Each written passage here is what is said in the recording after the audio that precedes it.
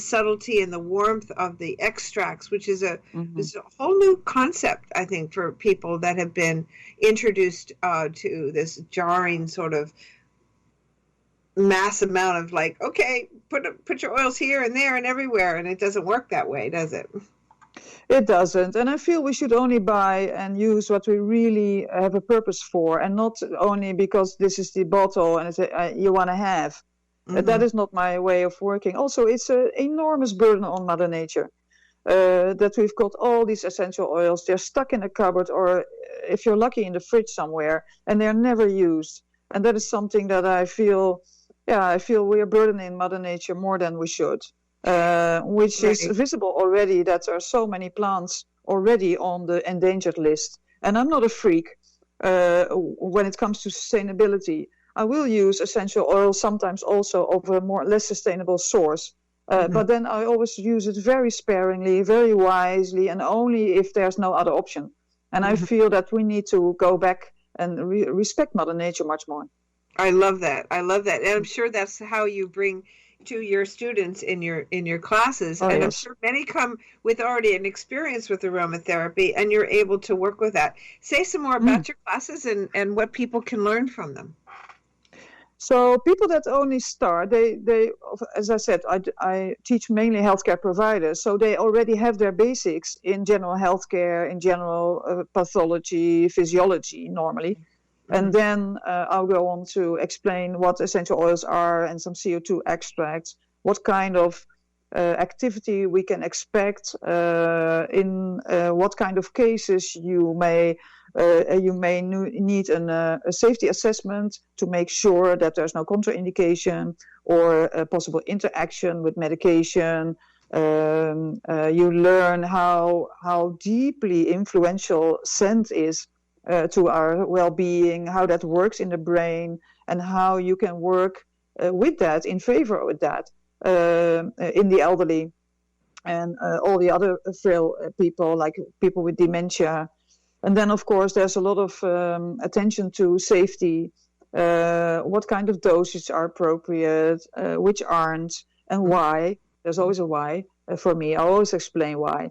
We'll do a little bit of blending so people can see for themselves what scent does to them. And then we'll move on to like a skin oil or a massage oil making for certain indications such as pain or restlessness, especially in dementia care. Scent can do so much, and I'm passionate about elderly and dementia care.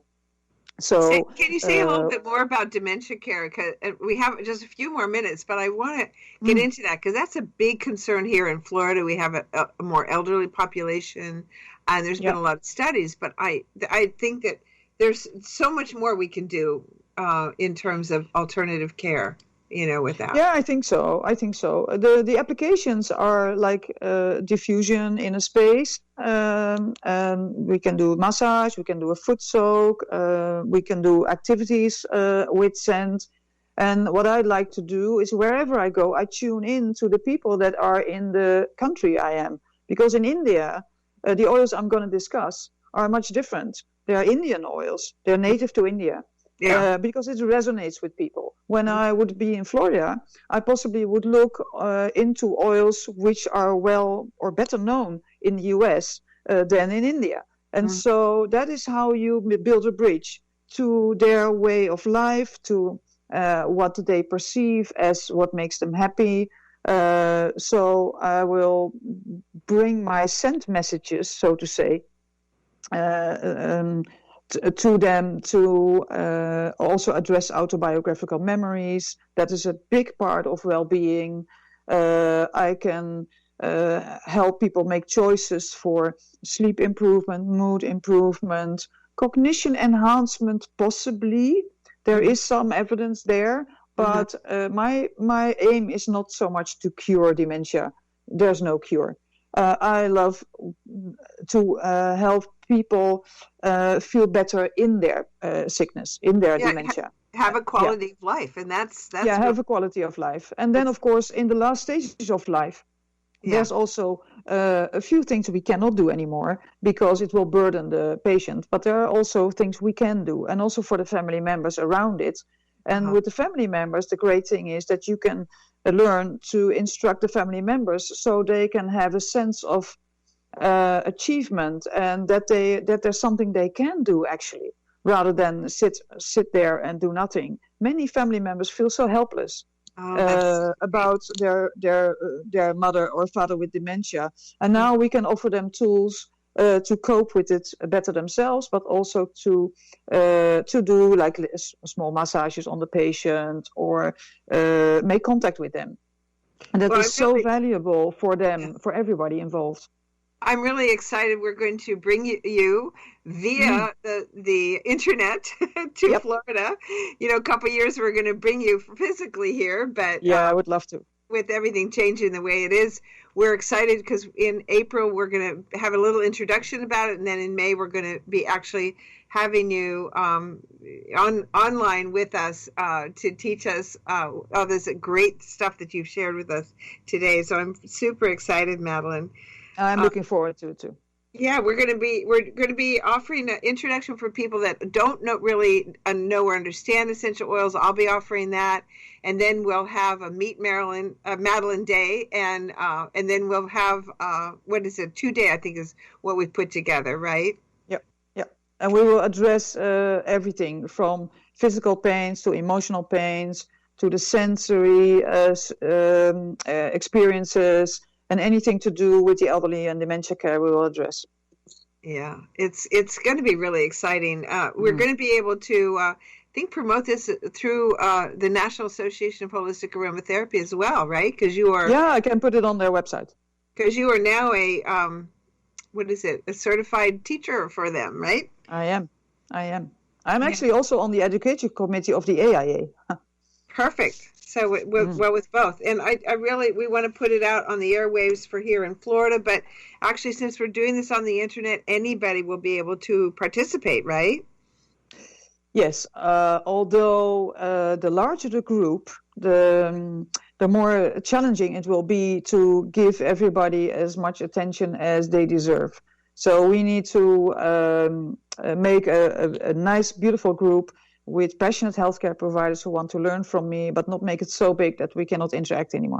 That's a good point. We do have it limited to a certain number, so we'll put that in our promotional information, and we'll be utilizing this talk, so we can actually put that out there. So share a little bit about the 2 books that you have, and then a little bit about your Knowledge Institute that you've got, and any offer that you have. Well, I've been doing this for 25 years, and about 11 years ago, I started the Knowledge Institute for Integrative and Complementary Nursing Care. And my first ever book on complementary nursing and end-of-life care was published in 2013 in Dutch in the Netherlands. And then I translated that into English. So that's now available in English. And I also published a book, CO2 Extracts in Aromatherapy. That is more for the aromatherapy enthusiast who wants to complement their aromatherapy with CO2 extracts. So my main book, I think, is the most interesting book for people that are just getting started, is the Complementary Therapies in Palliative Care. And it doesn't only address end of life, it addresses many issues that people with long-standing illnesses may have. So the title doesn't really cover only palliative and end of life. But those are my main publications. And actually, I will make one book available in a raffle among students that are participating in the course. So that is so awesome. Yeah, that's going to happen.